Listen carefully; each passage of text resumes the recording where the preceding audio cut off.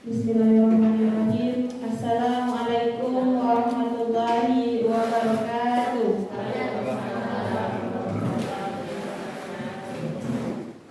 Alhamdulillahirabbil alamin. Wassalatu wassalamu ala asrofil anbiya'i wal mursalin wa ala alihi wa sahbihi rasulillahi ajmain.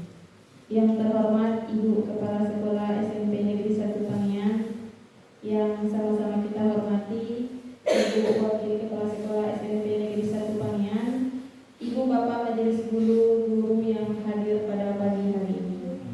Dengan mengucapkan puji syukur kehadirat Allah Subhanahu wa taala, karena dengan limpahan rahmat-Nya kita dapat melangkahkan kaki, mengayunkan tangan menuju sekolah yang kita cintai ini. Shalawat dan salam tak lupa pula kita kirimkan kepada arwah junjungan alam dengan mengucapkan Allahumma sholli ala sayyidina Muhammad wa ala ali sayyidina Muhammad. Semoga dengan mengucapkan sholawat kita mendapat syafaat. Amin amin ya rabbal alamin. Baiklah, pada kesempatan kali ini saya akan membacakan sebuah susunan acara desiminasi guru penggerak pada hari Kamis 13 Juni 2024 di SMP Negeri 1 Panian. Diawali dengan sepatah kata dari Ibu Kepala Sekolah kepada Ibu Sumiati SPD. Disilakan.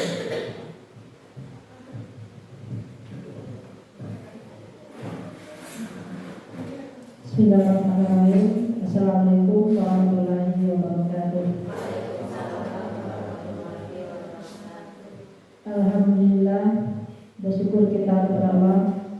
Pagi ini kita telah diberi kesempatan, kesehatan, sehingga kita dapat melaksanakan tugas Bu Weni ya Bu, dalam bentuk prakarya, bukan Bu, aksi nyata Bu.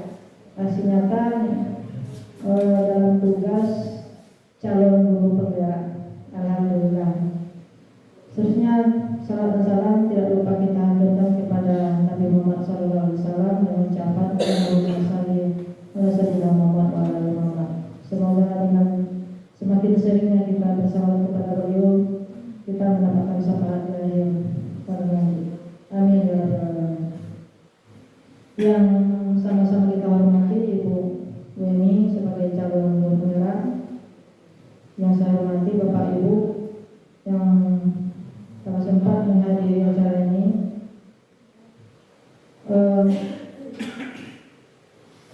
Acara ini ditaja oleh Bu Weni tentu mempunyai menambah pengetahuan sama kita itu mengenai disiplin positif ya Bu Weni. Sebagaimana kita ketahui, disiplin itu di suatu organisasi itu sangat penting ya.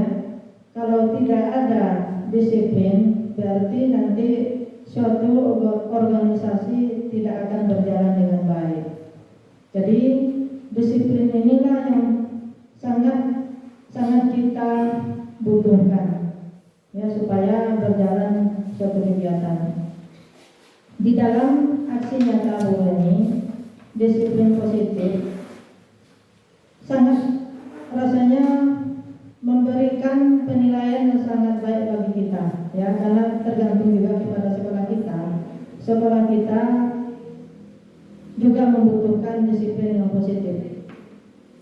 Disiplin itu sudah pasti positif ya, karena disiplin tidak mungkin tidak positif, karena disiplin itu mengatur kita supaya kita lebih baik dalam bentuk pembelajaran di dalam kelas terhadap siswa ataupun terhadap diri kita sendiri dalam menghadapi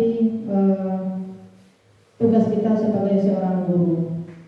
Seorang guru itu bukan saja di dalam kelas tetapi juga terhadap teman sejawat kita ya.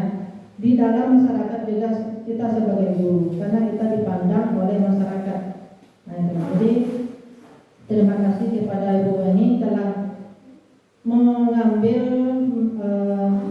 metode ini untuk sekolah kita, yakni mengenai disiplin positif. Ya, saya rasa cukup sekian dari Ibu. Saya akhiri dengan saya tutup dengan Assalamualaikum warahmatullahi wabarakatuh. Penyampaian aksi nyata dengan tema budaya positif sekolah oleh Ibu Reni Kapriana Berta SPD. Kepada Ibu disilakan. Assalamualaikum warahmatullahi wabarakatuh.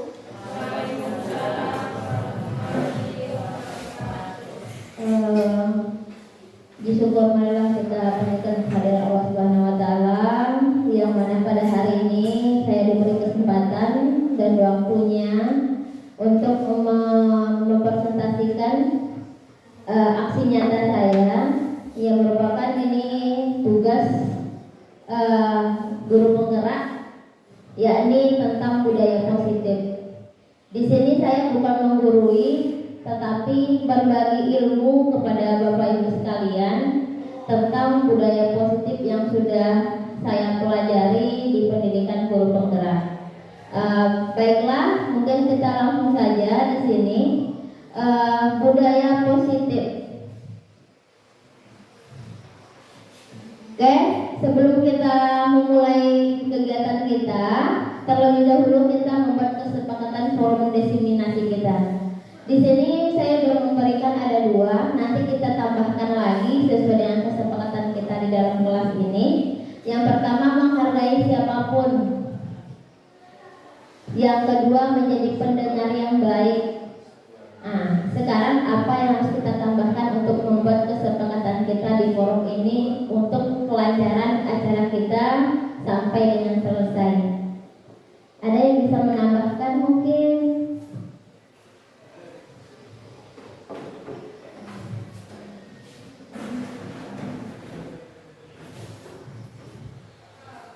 Oke, apa Bu, Pak? Kesepakatan apa yang akan kita kesepakati di hari ini? HP-nya disilentkan. HP-nya disilentkan. Yang handphonenya belum silent, tolong disilentkan. Tolong ditulis. Bu. Tidak ada yang merokok. Tidak ada yang merokok di dalam ruangan. Oke. Mungkin ibu apa lagi? Tulis dulu Bu. Ya, mungkin keluar dari ruangan permisi dulu kalau mau angkat handphone, boleh juga. Berarti tapi itu sih perginya nanti ke menghargai siapapun, karena kan siapa yang di dalam ini otomatis kalau keluar kan kita harus permisi. Nah, lupa. Udah lari ke sana juga kok. Oke? Ada lagi? Tidak sering-sering keluar. Oh, tidak sering-sering keluar Bu. Ya, ini kan kesepakatan, biar istilahnya apa yang sudah kita sepakati bersama di akhir kegiatan ini, otomatis kita bersama juga yang akan mengikutinya. Dah? Sip? Oke, ini ada 1, 2, 3, 4, 5, dan 6. Ada 6 kesepakatan kita dalam kegiatan kita pada hari ini. Yang pertama, menghargai siapapun. Yang kedua, menjadi pendengar yang baik. Yang keempat, ketiga, HP-nya disilentkan. Kelima, tidak ada yang merokok di dalam ruangan ini. Tidak sering keluar-keluar. Tidak ada yang ribut. Otomatis kalau ribut ini nggak mungkin ada. Apa tambahannya Pak, Bu? Mengikuti dengan tertib. Mengikuti dengan tertib. Ya. Ada temannya minta. Fokus. Tidak boleh bertanya. Gimana itu Pak kalau nggak boleh bertanya? Tidak boleh ditanya. Nah, fokus berarti fokus dalam mendengarkan materi kita pada hari ini. Oke, kita sepakat ini semuanya. Oke, kalau sepakat kita lanjutkan, Bu. Nah, di sini tema kita adalah budaya positif. Sebagai seorang guru, kita wajib punya kemampuan untuk mewujudkan budaya positif di lingkungan sekolah kita. Caranya seperti apa?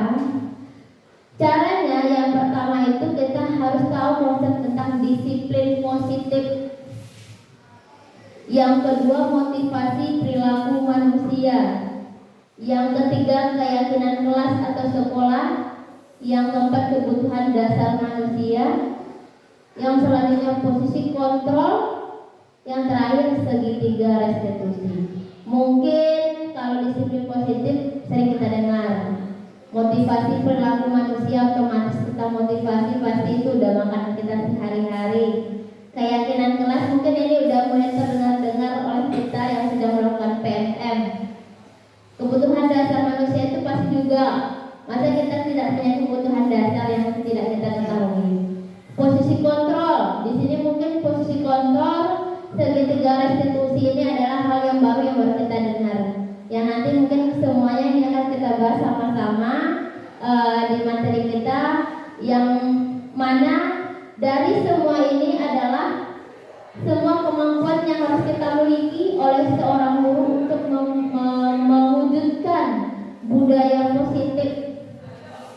Budaya itu kebiasaan yang ada di sekolah kita untuk menjadi hal yang positif, yang negatif yang hadir itu bisa kita jadikan positif dengan kita mengetahui konsep-konsep yang ada di depan ini nanti.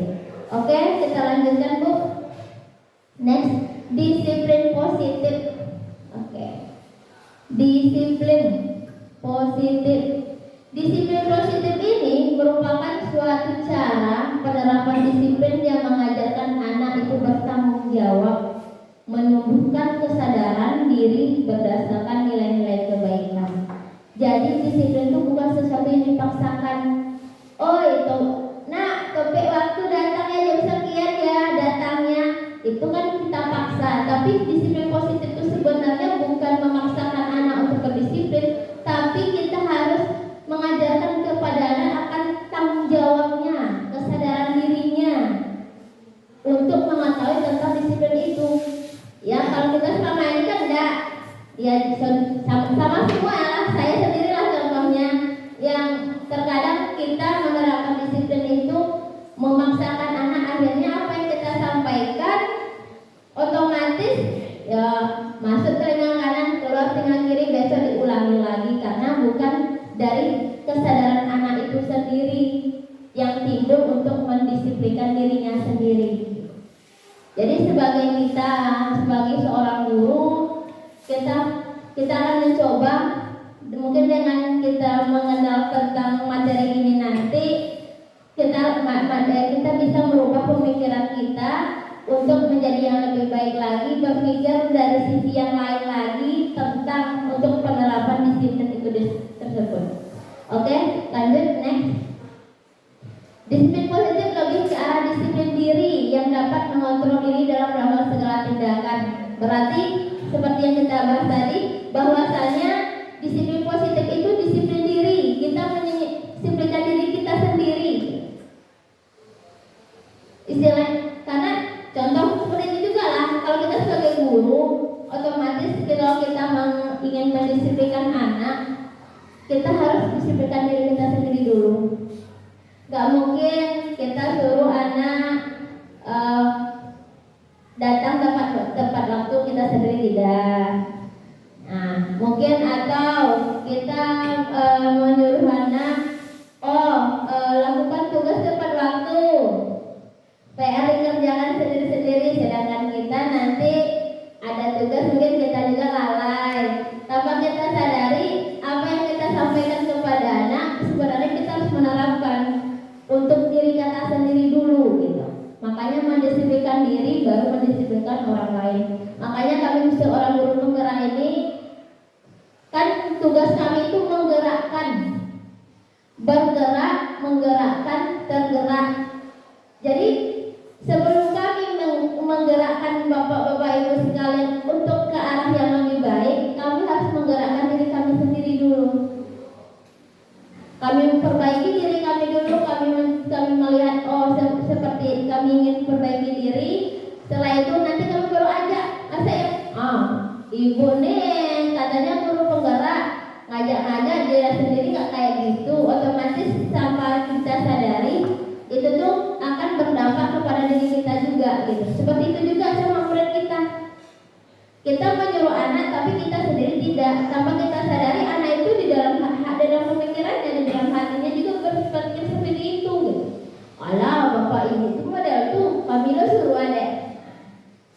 Jadi ada hal yang seperti itu yang timbul di pemikiran anak-anak kita. Yang mana sebagai guru kita ya membuka pemikiran juga, membuka diri juga bahwasanya tidak semua apa yang kita lakukan hal yang benar. Kita perlu introspeksi diri dan refleksi diri untuk memperbaiki semua itu. Lanjut Bu, next. Oke, disiplin diri dapat membuat murid memahami dan menyadari berdasarkan motivasi internal, bukan akibat paksaan, pujian atau hukuman. Nah, inilah tadi contohnya. Sama kayak belajar, suruh anak belajar Bu. Belajar anak bisa ujian. Kalau nggak punya kesadaran diri untuk belajar, mau kita berkuih mulut kita untuk menyuruh belajar kalau Pak. Enggak. Kenapa? Karena kesadaran diri dia tidak punya kemampuan untuk merasa, aku perlu belajar. Tidak ada. Akhirnya makanya disiplin positif ini memang intinya di sini, motivasi internal. Kalau kita udah bisa membawa internal mereka, memotivasi internal mereka, otomatis yuk apa yang masuk di telinga mereka itu akan diserapnya karena mereka merasakan sendiri. Nah, tapi kan selama ini tidak, kita hanya sebagai penghukum, hanya sebagai memaksakan anak untuk ikut aturan. Akhirnya ya yang sampai di awal itu masuk telinga kanan, kalau telinga kidal bisa diulang oleh baru. Nah, itu kayak 7 orang ambil terangkai jori. Lantaran kita mendisiplinkan anak dengan bentuk paksaan dan hukuman, bukan membawa anak disiplin positif itu dengan motivasi dirinya untuk merubah dirinya itu. Mungkin itu bukan hal yang istilahnya itu merupakan hal yang sulit, tetapi untuk mencoba apa salahnya? Karena hal yang kita coba, kita usahakan sedikit akan menjadi suatu perubahan yang lebih baik. Motivasi perilaku manusia. Jadi perilaku manusia ini ada 3. Untuk mendapatkan imbalan penghargaan dari orang lain, untuk menghindari ketidaknyamanan atau hukuman, untuk menjadi orang yang mereka inginkan, dan menghargai diri sendiri dari nilai-nilai yang mereka percaya. Nah, ini ada 3 motivasi manusia itu. Kita aja lah contohnya. Kita motivasi kita untuk datang mengajar. Apakah karena ingin mendapatkan penghargaan dari kepala sekolah? Dan datang copek lah, dan masuk topik waktu lah, dan mengajar video yang bagus lah dari dipuji sama komandan.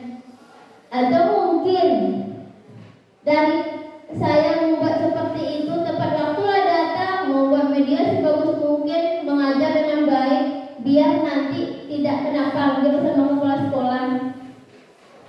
Kok dia panggil lah, dia tegur, bagaimana?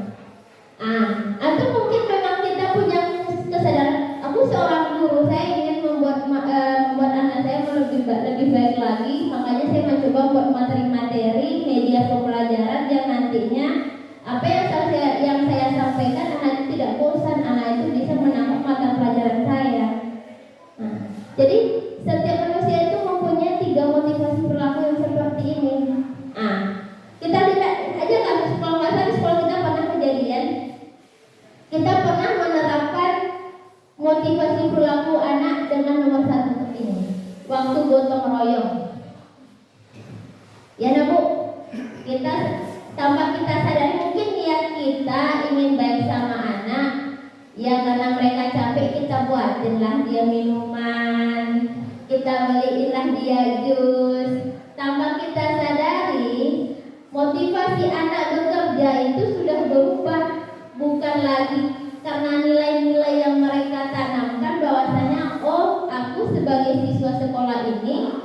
tugas aku ya kebersihan sekolah ini tugas kita bersama. Tetapi ternyata tidak, anak rajin bakar rojo, rajin gotong royong, dek beko terakhir bu, jus bu.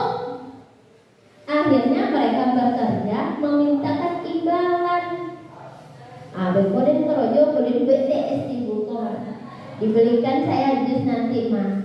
Atau mungkin kadang ada, nak bantu membersihkan ruangan ini nak, nanti ibu belikan jus. Nah, sama juga kayak ngerjain tugas. Kita siapa anak ibu yang nanti bisa ngerjain tugas tepat waktu atau nilainya bagus, ibu kasih hadiah. Itu semangat anak ibu. Boleh saja memberikan imbalan atau penghargaan. Tetapi kalau melakukan hal itu sudah keseringan dengan rentan yang cukup dekat-dekat, itu akan menimbulkan karakter anak yang akan berbeda. Melakukan sesuatu itu akhirnya dengan motivasi imbalan dan penghargaan. Nanti kalau ada hari itu, bu, tak ada hadiah dari ibu. Besok hadiah aku hadiah Tori ya. Akhirnya motivasi anaknya akan rendah tuh, akan turun lagi, malas dia belajar lagi, malas ngerjain tugasnya karena nggak ada imbalan apa-apa. Nah, jadi kita berharap kita bisa mempunyai motivasi perilaku manusia itu yang di tahap 3 ini, dan kita bisa menimbulkan itu kepada anak-anak kita. Karena kita yakin kita sebagai guru ada satu hal yang dimiliki oleh seorang guru adalah bisa menilai seseorang. Tanpa kita dekati, kadang tanpa berbicara itu mungkin insting seorang guru ya bu ya. Pak, tengok anakku tipe dan koma. Anak ini karakternya seperti ini nih. Kalau sih kayak gini nih, nggak bisa masuk ke dalam pemikiran anak ini kalau saya sampaikan sekarang.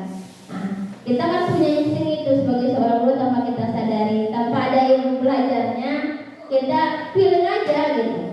Ternyata hal itu yang benar. Akhirnya mungkin dengan kita punya insting itu kita manfaatkan dengan baik, otomatis nilai-nilai yang ada pada diri anak itu bisa kita keluarkan. Akhirnya apa yang mereka lakukan itu bukan hanya untuk menghindari hukuman dan bukan juga untuk mendapatkan penghargaan atau imbalan. Keyakinan sekolah atau kelas. Oke, pertanyaan ibu, peraturan kelas sama keyakinan kelas menurut ibu bapak apa bedanya? Keyakinan kelas, peraturan kelas. Tadi kita sudah buat keyakinan kan sebelum kita mulai ini. Apa bedanya menurut ibu keyakinan kelas ini sama peraturan kelas? Ayo, apa bu? Apa bedanya menurut pendapat ibu? Keyakinan kelas ini, peraturan kelas ini, apa bedanya? Ataukah sama saja?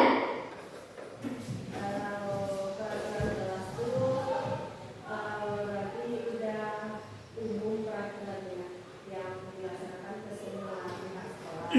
Kalau keyakinan kelas berarti antara murid dan guru yang melaksanakan keyakinan kelas. Oke, kalau peraturan kelas itu udah untuk umum, udah universal. Sedangkan keyakinan kelas itu hanya untuk para peserta didik yang ada di kelas. Oke, ada lagi? Ada yang mau menambahkan peraturan kelas sama keyakinan kelas? Pak, menurut Pak yang apa nih peraturan dan keyakinan? Kalau peraturan itu mungkin sudah ada unsur paksaannya. Ya. Kalau keyakinan kelas itu mungkin dari dirinya. Jadi sudah ada dalam dirinya. Jadi tidak ada unsur paksaannya. Oke, berarti intinya peraturan itu sudah ditetapkan dan keyakinan kelas itu ya kesepakatan mereka yang membuat sendiri bersama-sama untuk melakukannya. Oke, jadi peraturan dan keyakinan itu memang hal yang berbeda. Peraturan itu sesuatu hal dan tidak ada unsur di mana peraturan itu dibuat secara bersama-sama. Contohnya saja di sekolah, kalau nggak salah dulu kita punya peraturan sekolah yang kita buat dengan poin-poin. Penasaran aku mengumpulkan poin-poin, apakah itu kita sepakati bersama anak-anak? Nah, itu kita buat dengan sendirinya, anak harus mengikuti peraturan yang ada. Sedangkan kesepakatan itu kita membuat bersama anak. Oke, kita pengen sekolah kita seperti apa? Apa yang harus kita lakukan di sekolah ini agar kelas kita, sekolah kita itu menjadi kelas yang nyaman, yang menurut kita melaluinya dengan senang hati. Jadi kita sepakati bersama. Contoh seperti yang tadi dari awal. Sebenarnya ini mungkin sudah pernah kita lakukan di kelas-kelas kita setiap kali mau ajaran baru, ya nak Bu. Tetapi mungkin caranya yang mungkin berbeda. Kalau keyakinan kelas itu kita sepakati bersama-sama. Kalau biasanya kalau kita buat keyakinan kelas itu biasanya yang kalau saya sendiri dulunya itu saya buat sendiri. Oke nak, belajar sama ibu tidak boleh terlambat. Kalau boleh terlambat itu cuma 5 menit. Nah itu sebenarnya kesepakatan kelas kita, tapi yang buat kita setuju nak? Nah ada kita gitu nak, otomatis kita oke nak, pokoknya masuk sama ibu.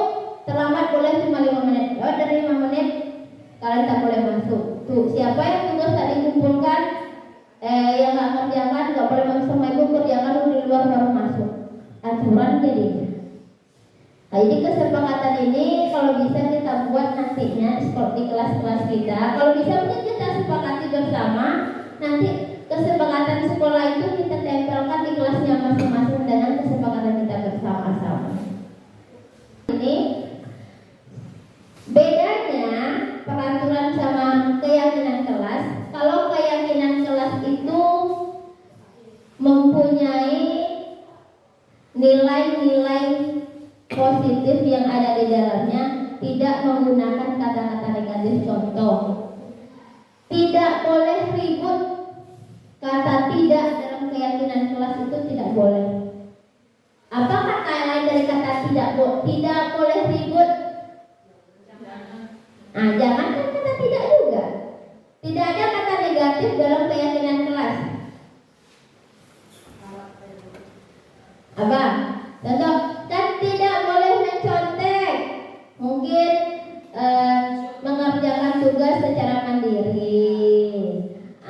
Kalau saatnya tidak boleh ribut, menjaga ketenangan kelas atau duduk dengan rapi.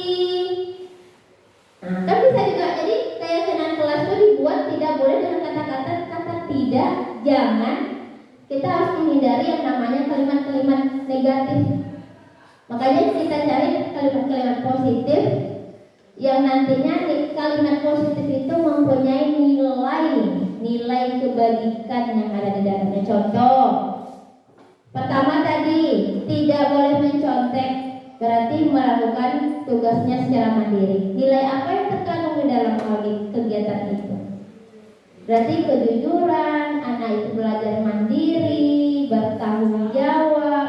Hal itu akan kita sampaikan kepada anak. Oke nak, kita beraturan seperti ini nanti. Mereka buat sendiri. Mau kata-kata kalimat apa nanti udah terkumpul semuanya. Dan terkumpul nih kata-kata. Kemarin saya coba di kelas 7B membuat keyakinan kelas. Ada dua. Bayar kelas tempat waktu Bu. Mungkin bendahara, mungkin tak. Ada dibilang tidak boleh main bola di kelas Bu. Banyak aturan-aturan yang mereka buat sendiri. Nanti aturan-aturan itu kita pilah-pilah, kita bagi-bagi, menjadikan itu menjadi kalimat positif. Oke, kita jadikan kalimat positif anak-anak. Nah, itu kalau tidak boleh main bola di kelas nih, apa kata-katanya yang selain dari kata tidak boleh main bola? Jadi mereka buat udah sepakat nih semuanya, udah. Sekarang kalimat yang pertama ini, nilai apa? Kalau seandainya belum melakukan ini, apa yang merupakan nilai yang terkandung dalam kalimat ini? Iya Bu, tanggung jawab. Ada tuh kayak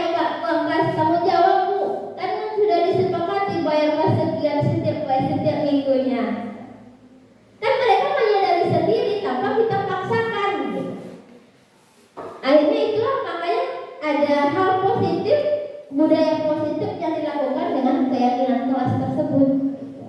Ya mungkin kita harapkan setelah ini kita buatlah keyakinan kelas yang mana nantinya tanpa kita sadari, waktu anak melakukan hal yang kurang bagus, yang dan melanggar dari keyakinan kelas itu, kita bisa mengembalikan kepada anak. Oke, kamu melakukan hal itu, menurut kamu keyakinan kelas apa yang kamu langgar? Ini Bu. Nah, jadi menurut kamu keyakinan hal itu bagus tidak? Nilai apa yang sudah kamu melanggar? Mereka mengintrospeksi diri sendiri lagi gitu. Tapi kita mengharapkan mereka sudah tahu di kesepakatan mereka bersama. Kalau kita sekarang, ibu ya, kalau kita ikut sendiri, kan ibu yang membuat aturan itu. Ya kami belum tentu sanggup ya, meskipun aturan sekolah itu kita bersama. Tetapi kan tanpa kita sadari kan kita ingin sekolah kita ini nyaman untuk anak, ramah untuk anak, karena objek kita kan adalah seorang anak yang bisa jadi objek. Tidak saling loro gitu. Dah, lanjut ke kebutuhan dasar manusia. Sini ada ketika seorang murid melakukan suatu perbuatan yang bertentangan dengan nilai-nilai kebajikan atau melanggar peraturan, hal itu sebenarnya dikarenakan mereka gagal memenuhi dasar mereka. Berarti sesuatu yang dilakukan oleh anak kita yang sudah melanggar dari aturan, pasti ada hal yang mereka lakukan itu ada penyebabnya. Contoh, mungkin kadang ada anak kita tuh lari-lari segala macam di kelas, ternyata dia ingin diakui di kelas itu. Ada nilai-nilai itu yang sebenarnya yang belum terpenuhi pada diri mereka, akhirnya mereka membuat hal seperti itu. Kadang ada juga anak yang melakukan sesuatu kegiatan, contoh mungkin dia mencuri makanan temannya. Kita nggak bisa langsung marah-marah, karena mungkin ada kebutuhan diri mereka yang belum mereka penuhi, mungkin kebutuhan hidup mereka, karena mungkin jajan yang dikasih sama orang tua. Berarti semua yang dilakukan anak-anak itu mempunyai hal dan tujuannya kenapa gitu. Jadi kebutuhan manusia itu ada terbagi menjadi 5, itu bertahan hidup atau bertahan awak. Yang kedua, kasih sayang dan rasa diterima. Setiap manusia itu mempunyai rasa yang ingin dipenuhinya, itu rasa kasih sayang dan rasa diterima. Yang ketiga, penguasaan. Yang keempat, kebebasan. Yang terakhir, kesenangan. Kalau kita mengetahui apa-apa kebutuhan dasar untuk anak itu, kita mungkin yang dilakukan anak itu tidak akan kita memikirkan hal negatifnya. Jadi apa yang dilakukan anak itu, ini apa yang kebutuhan anak ini yang nggak terpenuhi sampai anak itu melakukan hal itu. Ya mungkin contoh anak kita, si Jabri lah contohnya tak, yang mungkin bajunya yang sering kita komentari, mungkin ada kebutuhan dasar ini yang tak terpenuhi sama dia, akhirnya dia melakukan hal itu. Ya mungkin di rumah kurangnya kasih sayang dan yang rasa diterima dari rumah, akhirnya mungkin apapun yang dipakai anak itu nggak diperhatiin orang tuanya, itu makanya ingin diperhatikan di awak, ingin ditekotori, ingin disapotoroi, mungkin saja. Jadi mungkin ya kita refleksi lagi diri kita. Ya mudah-mudahan dengan kita mengetahui hal dasar ini, kita bisa membuat sesuatu hal perubahan untuk anak kita dengan memandang hal positif kepada anak kita. Jadi mencoba untuk memperbaiki, yang kok datang tiba-tiba masalah tentang anak, tidak langsung tegangan tinggi loh gitu. Kok ambil belajar tentang itu, tentang kebutuhan manusia. Awak coba kulik-kulik gitu.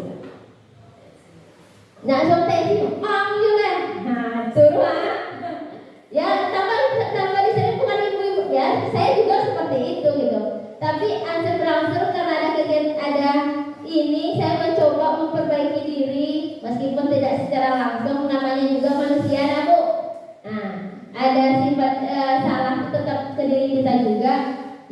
mencoba memperbaiki diri saya sendiri. Nah, ini 5 posisi kontrol. Ini dari 5 ini, menurut Ibu yang mana yang sudah kita lakukan?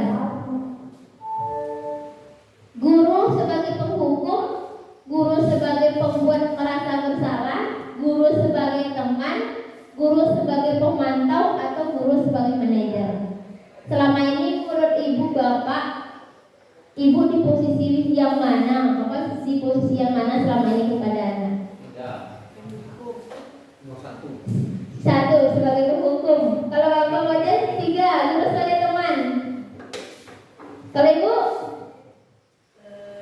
Teman. Guru sebagai teman. Bu Pira mungkin? Guru sebagai pemantau. Bapak yang di belakang? Oh, sebagai penghukum. Bu Interlina? Sebagai penghukum. Kita kebanyakan, saya sendiri sering sebagai penghukum, kadang membuat merasa bersalah. Kita sering melakukan hal itu. Ya penghukum ya, ibu anak nak cari mau rasa nanggung lah. Aku kuliah keluar, antara B, aku nak tugas keluar. Tanpa kita menanyakan apa permasalahan anak. Membuat rasa bersalah, pade kalau. Kau be jangan lagi. Boleh kau nak takut nak be, bapa susah orang tua udah aku menyekolah nangro. Tanpa disadari itu hal yang membuat rasa bersalah anak itu akan timbul. Oh pikir dengan merasa bersalah, anak lo akan elok tidak? Tidak akan membuat anak itu akan lebih baik, akan mereka merasa rendah diri. Gitu. Yang kita butuhkan bukan anak itu merendah diri. Yang kita inginkan anak itu sadar dengan apa yang mereka perbuat, dia bisa menyelesaikannya, yang akhirnya karakter itu akan timbul, akan memperbaiki apa yang sudah mereka lakukan di hari-hari tersebut gitu. Yang tidak membayar bersalah, dihukum tak aja anak orang kini. Kadang ada orang cari hukuman suram, Bu, wah itulah Bu. Gara-gara hukuman itu sudah hal yang wajar, itu paling-paling itu dihukum oleh ibunya. Paling-paling itu dipanggil oleh cara dia lah. Oh pikir kena hukum anak akan jerak, akan kapok, tak melakukan lagi. Ternyata hukuman itu tidak mengakibat itu gitu. Akhirnya itu pemberontakan dari anak karena dihukum terus. Jadi yang sebaiknya yang kita lakukan itu adalah guru sebagai manajer. 5 posisi kontrol, ada penghukum, pembuat rasa bersalah, teman, pemantau, dan manajer. Di sini kalau jadi penghukum biasanya itu gurunya itu menghardik, menyakiti dan menyindir. Akibatnya apa? Akibatnya anak itu akan memberontak dan menyalahkan orang lain dan berbohong. Nih, merasa bersalah, teman, pemantau, manajer. Manajer inilah yang sebenarnya yang perlu kita terapkan untuk diri kita. Lanjut. Ya. Nah, ini segitiga restitusi. Inilah hal yang mewakili seorang manajer tadi. Oke, lanjut Bu. Nah, ini langkah awal. Kalau ingin menerapkan segitiga restitusi itu yang pertama kita harus menstabilkan identitas. Di mana menstabilkan identitas ini kita harus menyadari bahwa istilahnya semua yang mereka lakukan itu hal yang benar. Contohnya, apanya? Berbuat salah itu hal yang manusiawi. Manusia itu pasti akan membuat salah. Kita balikkan ke situ dulu. Tidak ada manusia yang sempurna. Kita pasti bisa menyelesaikan masalah ini. Bapak tak nengok salah betul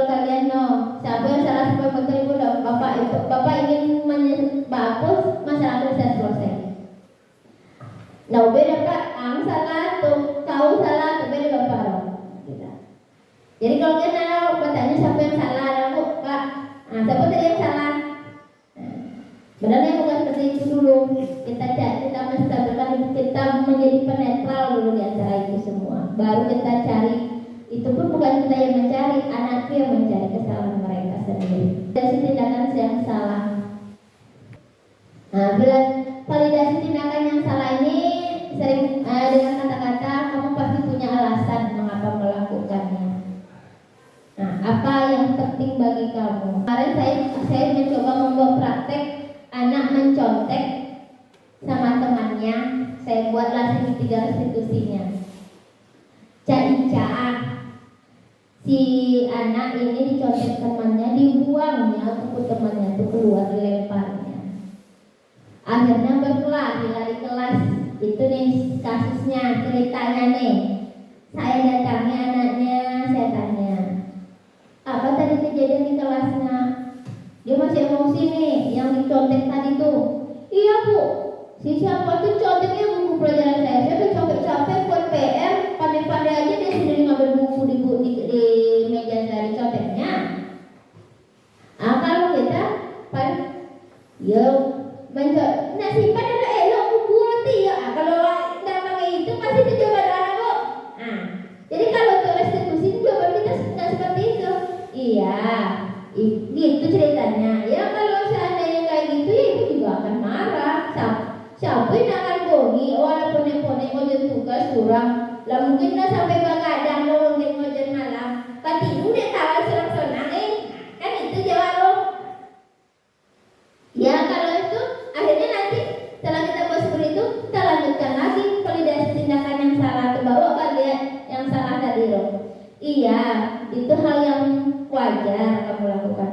Tetapi sebaiknya seperti apa tindakan kamu yang paling bagus kalau seandainya teman melakukan itu? Akhirnya mereka mikir, ya bu, sebenarnya kan bisa saya ngomong bagus-bagus sama teman tuh. Wah, dia bukuan di doa seperti ambil biru-biru tuh memang. Bisa nggak sih lo dalam mesti harus dicampur ke kawan orang. Jadi sebenarnya banyak hal yang sebenarnya cara-cara penyampaiannya itu bisa lebih bagus kita sampaikan kepada anak. Jadi kalau pada itu apa ya dolar? Yo awal salah bu, coba nggak sampai elo, nggak akan masuk kalau minta di rumah. Sebenarnya kan yang salah nak itu yang nyontek kan ceritanya, bukan yang buku yang dicontek nggak. Tetapi tanpa kita sadari yang mencontek yang korban tadi itu sebenarnya mereka punya kesalahan juga. Nggak ada kita pakai restitusi ini, otomatis pasti akan seperti itu jadinya. Bodoh anak awak, ibu awak boleh panggil, dia awak salah. Tapi jangan kita buat restitusi ini, kita, yo awaknya salah ibu, gua nyobi lelo, tak boleh turun mah. Tuh bapak cari lele. Ya bu, lain kali kalau kawan menyontek model itu, wak sebenarnya lelo, karena yo wak pandai-pandai, wak menyimpan buku wak. Yo mikir sudah menyelesaikan masalah ini. Jadi kalau bisa kita menerapkan segitiga restitusi ini. Oke lanjut.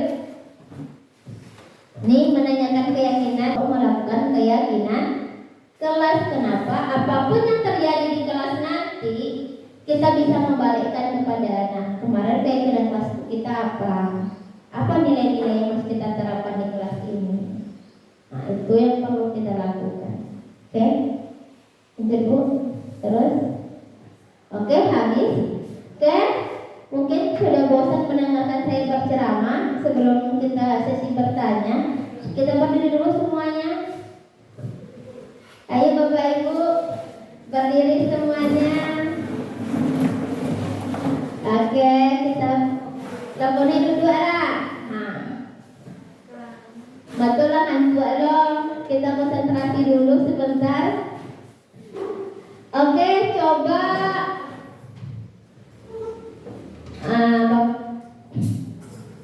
Pas dari kawan. Ya udah kita buat permainan ini aja, kita tepuk-tepuk aja dulu ya. Oke? Kalau saya bilang pagi, tepuknya 1. Oke, pagi. Oke. Kalau saya bilang siang, tepuknya 2 kali. Siang. Kalau saya bilang sore, tepuknya 3 kali. Sore.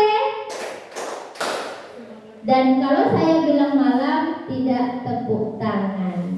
Oke, bisa? Nah, siap? Pagi, siang, sore,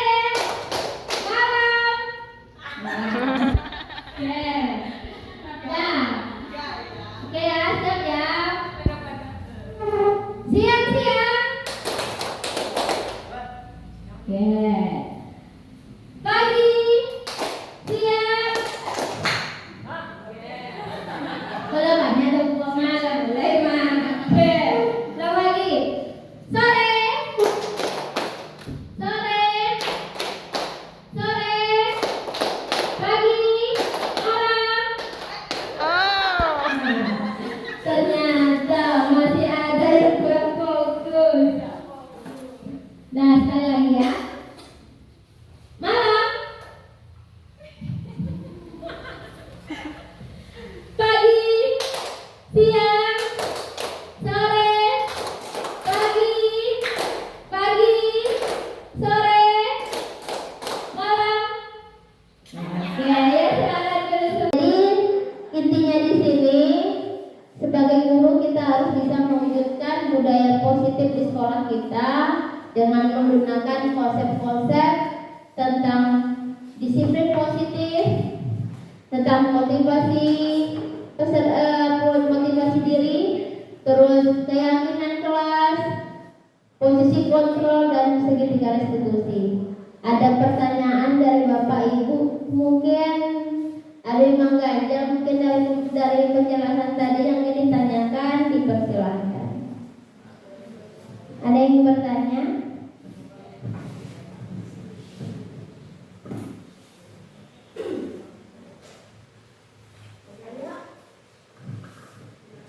Silakan kalau bisa dijawab, pokoknya tangguh adalah sama-sama. Karena di sini saya juga bukan guru yang hebat loh, cuma sekedar saya punya dapat ilmu duluan yang saya sampaikan ke Bapak Ibu. Mudah-mudahan kita bisa menerapkannya sama-sama. Ada pertanyaan? Ya, Bu. Ada Bu. Ada, silakan. Ini yang sering terjadi di sekolah itu yang dilakukan anak itu kesalahan itu dilakukannya itu berulang, umpamanya terlambat. Kesalahannya kadang-kadang ya bukan dari anak itu, karena biasanya anak diantar kan. Nah, anak mungkin sudah bangun pagi karena kesalahan itu lambat, kalau tujuannya kena kegiatan itu. Jadi bagaimana cara menyikapi hal yang demikian? Kalau kita menggunakan segitiga restitusi, otomatis kita bertanya sama anak, ya putar bena. Gitu. Kalau seandainya terlambat, ya Bu, saya terlambat karena mungkin orang tua saya terlambat Bu. Ada mungkin bisa kalau bantar orang tua dengan hadiah kali mungkin, atau mungkin sekalian orang tua PK kumpul mungkin, ya nak. Ya sebenarnya nanti kita bisa mencoba untuk berkonsultasi kepada istilahnya berdiskusi dengan anaknya. Dah berarti istilahnya kan karena orang tua ini ceritanya anaknya terlambat. Bisa anak disampaikan kepada orang tuanya, Bu, Pak, Oma, awak maksudnya sekian mah. Kudu terame kone panggil di guru tori. Ya kalau seandainya sudah ada respon seperti itu, lah ulun ibu saya yakin hal itu komunikasi anak dengan orang itu sangat kurang kalau di daerah kita, karena anak tidak bisa berkomunikasi dengan orang tuanya tidak mempedulikan hal itu gitu. Akhirnya antara anak dengan orang tua tidak ada timbul rasa ingin tahu antara satu sama yang lain gitu. Saya juga pernah mengalami seperti ini, masalah pramuka itu contohnya. Pramuka. Kemarin saya lihat anak itu kayak ke pramuka. Ternyata dia pergi sama orang tuanya. Dibully dia anak, dia orang tua anak tapi pramuka malah. Sekali saya tanyakan, bukan karena orang tua, anak tuh tak jauh ikan, kau model, masuk ada pramuka itu. Olah barangki ini berjalan nampak orang ramai di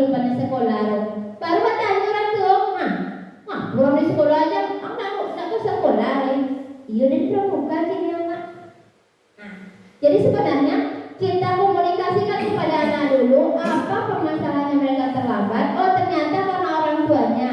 Coba untuk anak itu berkomunikasi dengan orang tuanya dulu. Lah sampainya besok terlambat lo lihat. Terlambat lo bu. Lah sampai dulu ke orang tua. Olahnya bu, tapi tak ada orang mau depan roti itu rasa benar. Ya mungkin perlu kita lagi yang mendekati orang tuanya. Bu Pak, anakku terlambat tuh jadinya alasan itu kadang ada mungkin benar-benar hal kejadian seperti itu atau mungkin karena yang memang anak kadang yang mau cari alasan Kak. Gitu. Kalau menurut saya hal yang seperti itu mungkin penanganannya seperti itu gitu. Jadi cari penyebab dulu coba gitu. Karena sebagai seorang guru kita nggak hanya berinteraksi sama teman sejawat, bukan hanya sekedar sama murid, tetapi juga sama orang tua juga. Kita kan orang tua itu adalah partner kita dalam sekolah ini. Sebenarnya bukan tabu orang tua itu pun bisa untuk masuk ke kelas kita untuk mengajar, nah bu, karena kita itu kerjasama dengan wali murid, nggak semuanya segala tugas mendidik itu kita aja sendiri gitu. Tapi seorang orang tua itu juga berhak mengetahui seperti apa sih kita guru itu mendidik anaknya di dalam di sekolah ini. Mereka juga punya hak untuk mengetahui itu. Makanya kita guru sama orang tua itu adalah suatu hal yang sejajar, yang sama-sama kita mempunyai kewajiban dan hak yang sama. Gitu. Itu sih dari saya Pak. Coba. Oke, mungkin ada yang lain yang ingin bertanya. Terima kasih Bapak Ibu. Pertanyaan pertama, bagaimana metode yang tepat untuk menerapkan budaya positif agar menjadi kebiasaan yang positif bagi anak di sekolah ini yang benar-benar tertanam di dirinya. Nah, itu yang pertama. Kemudian yang kedua, bagaimana sih cara menerapkan budaya positif ini secara universal? Kita tahu peserta didik kita itu mempunyai latar belakang yang berbeda. Jadi terima kasih.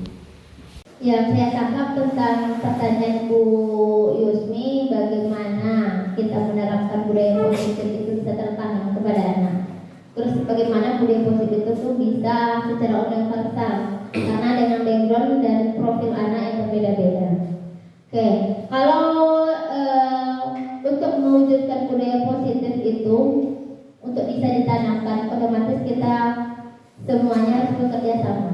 Makanya tadi budaya positif itu tuh kan ada konsep-konsep yang harus kita yakini bersama. Nah, jadi sebagai seorang guru, kita pertama kita harus mengenal. Pertama kita buat keyakinan sekolah dulu. Sebenarnya bukan keyakinan kelas aja bu, sekolah tuh kita punya. Kalau gini aturan, kalau dulu aturan itu dibuat oleh sekolah. Sekarang kita bisa membuat namanya keyakinan sekolah secara bersama-sama gitu. Ya aturan itu kita buat sama-sama yang mempunyai nilai contoh. Kalau dulu mungkin awal aturan ada yang terlambat sekian poin, anak yang mungkin yang mencontek segala macam kayak hukumannya gini-gini enggak begitu gitu. Jadi kita mencoba membuat aturan, tapi kita mengetahui nilai-nilai apa yang kita kandung di dalam itu gitu.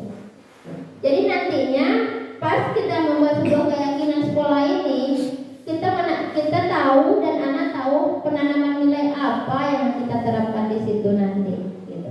Jadi jangan tanpa disadari mungkin hal itu tidak akan langsung tertanam kepada anak nilai-nilai hal tersebut, tetapi setidaknya akan berangsur-angsur. Terus satu lagi masalah posisi kontrol.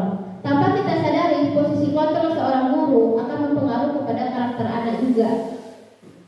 Ya contoh tadi, kita berharap kita mendisiplinkan anak, tetapi tanpa kita sadari, disiplinkan anak dengan menghukum ternyata bukan membuat mereka menjadi jerah dan bukan membuat anak menjadi sadar akan kesalahan dia, tetapi malah menjadi memberontak dan melakukan hal itu ke itu juga. Nah, jadi sebagai seorang guru kita untuk merubah cara kita menghukum, kita kan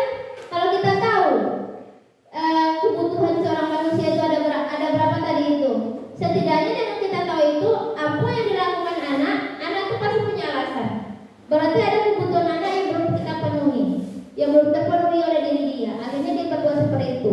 Kalau kita menerapkan itu, kita sadar dengan kebutuhan anak, otomatis budaya positif itu akan terjadi di sekolah kita. Karena karakter anak itu bukan tercipta dengan sendirinya. Dengan kebiasaan di sekolah inilah karakter itu akan muncul, akan timbul, dan karakter itu akan bisa berubah secara mungkin terus menerus menjadi lebih baik ketika budaya positif di sekolah itu ada terjalin gitu. Ya mungkin contoh, anggap seandainya nih saya mencoba untuk melakukan segitiga restitusi atau menjadi posisi kontrol manajer di sekolah ini. Aduh, anak datang, anak masalah, saya datangi, itu cara saya lakukan siapa. Tiba-tiba guru piket yang lain bermasalah, perhubungi anak.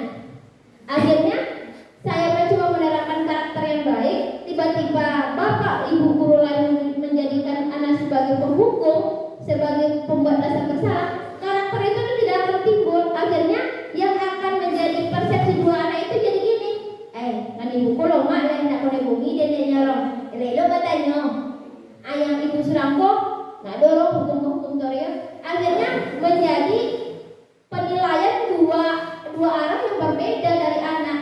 Makanya untuk menerapkan disiplin positif atau budaya positif di sekolah, menjadikan karakter anak yang istilahnya kita tanamkan nilai-nilai yang baik, semua warga sekolah ini harus ikut tahu.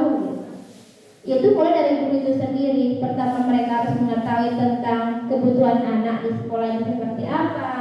Kita harus bisa menjadikan posisi kontrol kita seperti apa di sekolah ini. Dan kita bisa seperti contoh menanamkan motivasi kepada anak. Kan ada motivasi 3 tadi loh.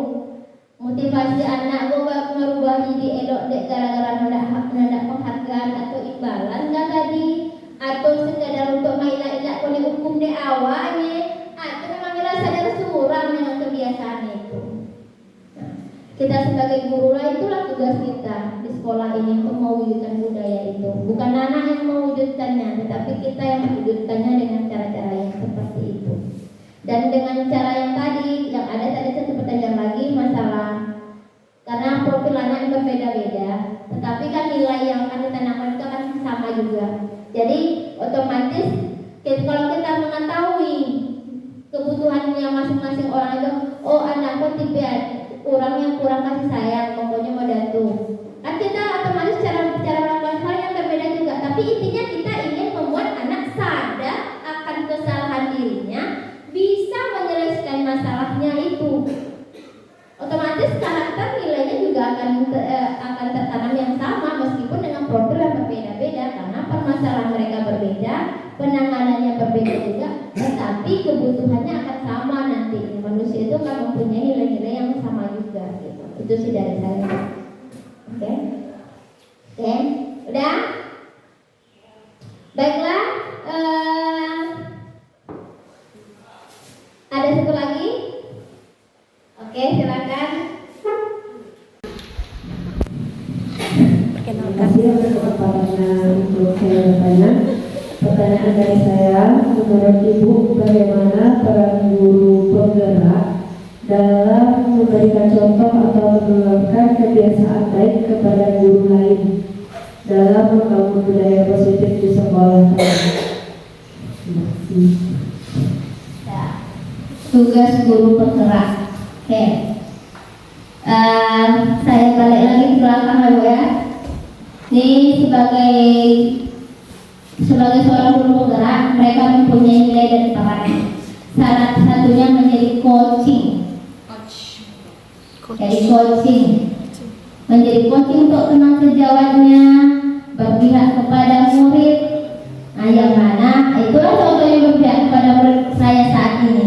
Saya mencoba mengajak guru-guru semuanya di sekolah ini menanamkan nilai-nilai yang tadi. Semoga nantinya kita bisa memandang anak itu dari sisi positifnya. Akhirnya budaya positif itu akan terjadi. Terus coaching itu apa? Contohnya sekarang saya membawa teman-teman untuk ke arah yang sama-sama untuk membuat perubahan. Saya bukan belum juga bagus, saya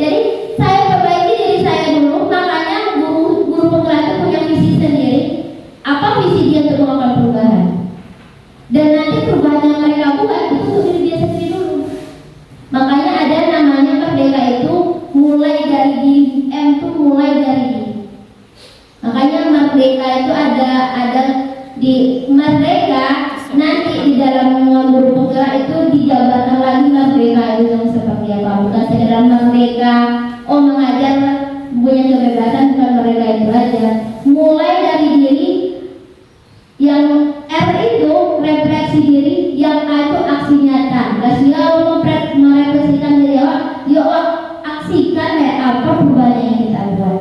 Nah, jadi sebagai guru penggerak saya tugasnya itu, saya mulai dari diri saya memperbaiki diri, setelah itu saya refleksikan diri saya seperti apa, ya saya buat perubahan itu sendiri gitu.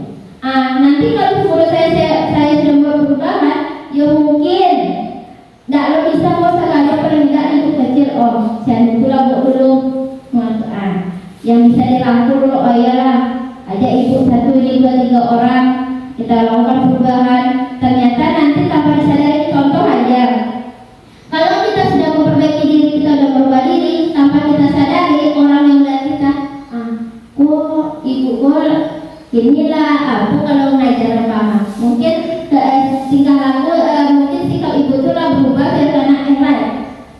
Lo pada itu tanpa disadari nanti yang tidak kita aja dia akan membuat perubahan sendiri juga, akan ikut juga ke lingkup kita gitu. Makanya kami sebagai guru penggerak ini bukan untuk mengubah sekolah ini menjadi apa yang kami inginkan, tetapi kami memberikan contoh dulu, kalau bisa dirangkul-rangkul kalau, tapi kalau enggak setidaknya untuk diri kamu, untuk lingkup kecil kamu, dan kalau bisa sebagusnya untuk semuanya. Jadi ya saya berharap mungkin guru-guru istilahnya mungkin mau untuk ikut program guru penggerak ini. Kenapa? Setidaknya merubah mindset kita. Ya tugas, yang namanya tugas tidak akan ada selesai-selesainya kan Bu. Tetapi dengan saya ikut guru penggerak ini, satu yang saya menjadi acuannya, ternyata apa yang saya pelajari di guru penggerak ternyata berubah mindset saya. Selama aku model guru aja itu banyak hal yang ternyata yang salah dari pemikiran kita, yang guru-guru kita dulu itu aja membuat kita bersikap bisa jadi orang ininya, ternyata tidak bisa hal seperti itu. Makanya ada namanya filosofi Ki Hajar Dewantara, mengajar anak itu sesuai dengan kodratnya dan zamannya. Kodrat anak itu seperti apa? Ayo, apa yang ada di lingkungan mereka itulah kodrat mereka. Zaman itu apa yang terjadi sekarang itulah zaman mereka. Tidak bisa kita samakan dengan zaman mereka yang dahulu yang sama-sama kita gitu. Mereka ahli teknologi, kita ajarkan CPSA. Bisa nggak? Anak sekarang aja lah. Coba dikasih handphone. Cepat apa? Coba nulis.